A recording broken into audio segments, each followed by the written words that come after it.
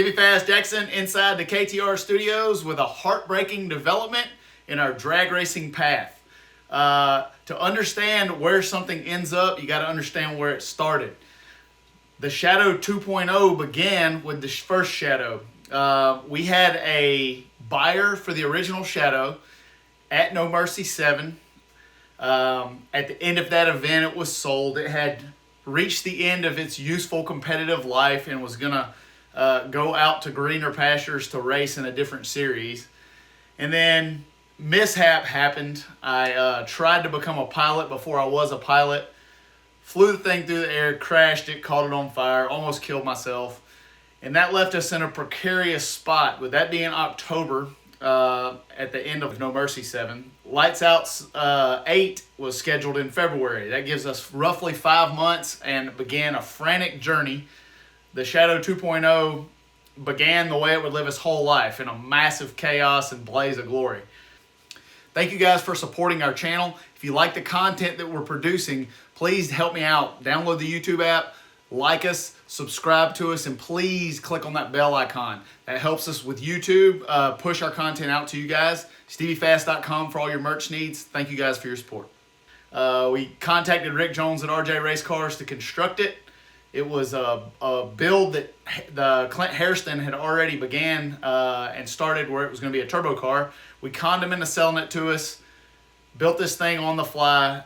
Rick and Ricky built it exactly like we wanted it to, and at that time we knew it was something special. We didn't exactly know how special. It's like anything else. It begins as just a flicker of an idea in the back of your head, and then it can turn into something great or something not great depending on the effort that you put into it. We debuted it at Lights Out 8, Valdosta. I immediately crashed it the very first event. One of the first passes down the track, someone in the staging lanes bent a parachute cable to where I couldn't pull the chutes. Reached up, tried to get the chutes out, couldn't get them, and panicked, stabbed the brakes, and crashed into the wall. We fixed it, went on to compete in the event with the car crash, and I think we went to the semifinals. From there on, my guys, my crew, Phil Shuler and Billy Stockland, went on a tear. This thing was not only competitive in the Radio versus the World category, I felt it kind of birthed the modern era of Radio versus the World, saw it to its peak, and then killed it all at the same time. As the Radio versus the World category got more competitive, we got faster. On came 5-speed transmissions, lock-up torque converters, screw blowers with a lot of overdrive, nicer engines, more refined chassis setups. And what started out as a car that was designed to go 380s was pretty soon going 350s. We took it to numerous events. It won many Lights Out, many No Mercies. We set the drag radio world record time and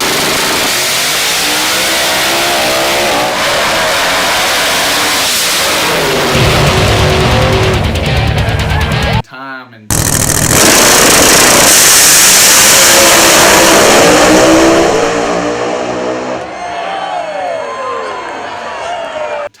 and put it in the beans! Look at Stevie Fast up and targeting a 54 with a 6. Put your hands together right there, ladies and gentlemen. Bam! What about that one, Loads? 9:17, 60-foot time.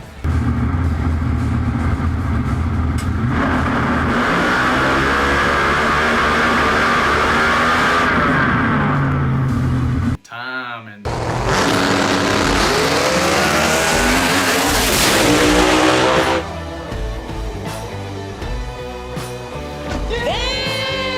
time again with it. 505 at 213 miles an hour. The quickest. It had some of the most greatest and the most heartbreaking moments in Radio versus the World history, as well as what would become big tire history. Fast forward to 2018, I crashed my NHRA car at Charlotte 4-wide with little time and no backup plan. The Shadow was called into service to be an NHRA competitive pro-modified vehicle. We threw it together in a week or two, took it out there, struggled for a race or two, found our way, and won one of the greatest comeback stories in the history of my racing career, winning the 2018 U.S. Nationals. Going into the last round of qualifying, we were not qualified. We were qualified dead last. Ended up getting in the show, mowed through the field, and ended up winning Indy. With the parachute's hanging out. Oh, the Shadow 2.0 just won Indy. 6:16 with a 7, 168 miles an hour, and boy, it was ugly, but man, it was beautiful at the same time. Steve, it's been a difficult couple of months since your crash in Charlotte. By all accounts, you may not even have qualified for this race. You were holding the Wally of the U.S. Nationals. That alone it brings tears to my eyes just thinking about it. Won the finals at NHRA in Vegas that year, and then won every big tire grudge race.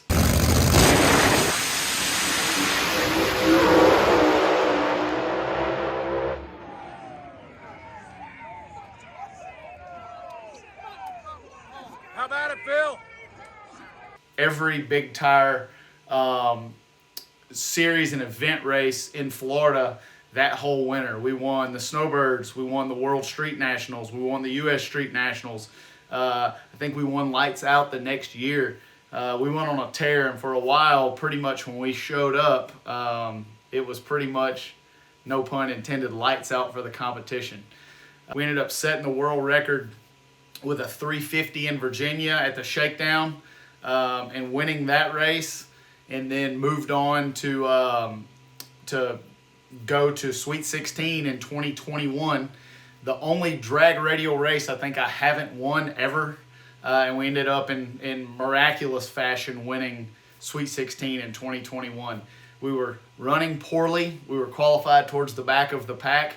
And it was one of those events where you know that if you can just keep struggling and keep churning through it, you're going to get there. Ended up in the semis winning on a hole shot in miraculous fashion.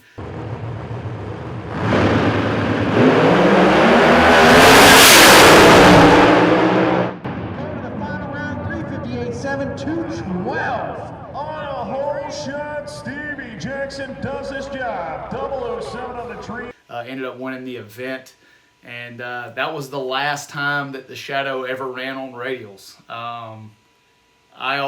Chris Ledoux has a song that says, when you ride your last one, make sure she's your best one. Jump while he's moving. Tip your hat, boys. Walk away. And that's what I feel like we did with Radio vs. the World with that car. I feel like winning its last event, getting that golden throne, and celebrating with all of my friends and my peers in the winner's circle that day was a very special moment. I'm getting choked up talking about it. Put the Shadow on big tires. After that, we took it to Florida, ran it at World Street Nationals, and ran very well. Ended up running 365, 208 miles an hour. Made it to the third round, lost by 7th thou.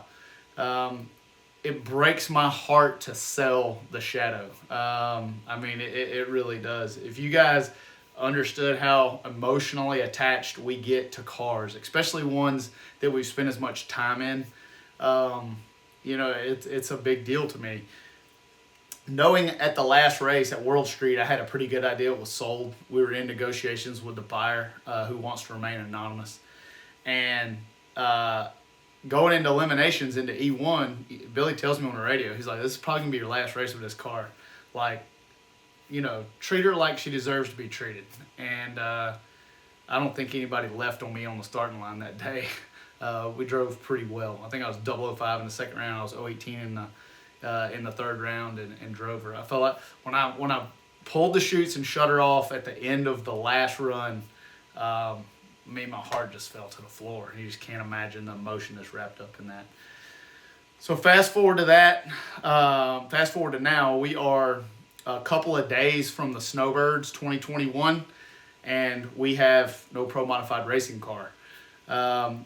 In KTR fashion, we don't say die. We do not give up.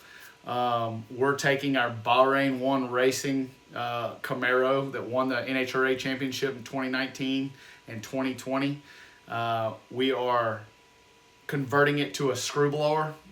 We're going to do some testing with the advent of the screw blowers being allowed in NHRA and not knowing if that's a viable combination or not. We're going to use the red car. Charlotte is what her name is what I've named her. We're using Charlotte as an R&D car for the NHRA season in 2022. We put a screw on this thing literally in 4 days time. And as you guys can see through some of the pictures and the footage, it's been wide open getting this thing converted from a quarter-mile NHRA legal car to a eighth-mile screamer. This thing underwent a massive transformation in 4 days. Going from a legal routes car to an outlaw eighth-mile car is a lot of changes. We did everything so that I can swap it back and make it a legal car at a moment's notice. So doing that's a bunch of work. Run into all kind of obstacles. We'll see how well we tackled it when we get there. There's no time for testing for us. We will show up. The very first run we make it with it will be testing on Thursday. And I'm going to try to shoot some live stream content while we're at the Snowbirds to kind of take you guys with us on some of the failure and some of the hopefully success. We have 50 really fast door cars at Snowbirds. The adversity mountain is stacked up high. At this stage in my racing career, a lot of times it's hard to be the underdog. It's hard to get in that position. That's where I love to be, and that's when I thrive. We're definitely an underdog going into Snowbirds. With the group of talent that we have behind us, our Bahrain 1 racing team is capable of anything. We're going to do as we always do. We're going to let it all hang out. You guys will see either us run good or all the parts and pieces and guts of the motor scattered all over the racetrack. We're going to run our hardest she'll go. For all you fans that are coming down to Snowbirds, come support us, come hang out with us, and I look forward to seeing you guys there. Thank you.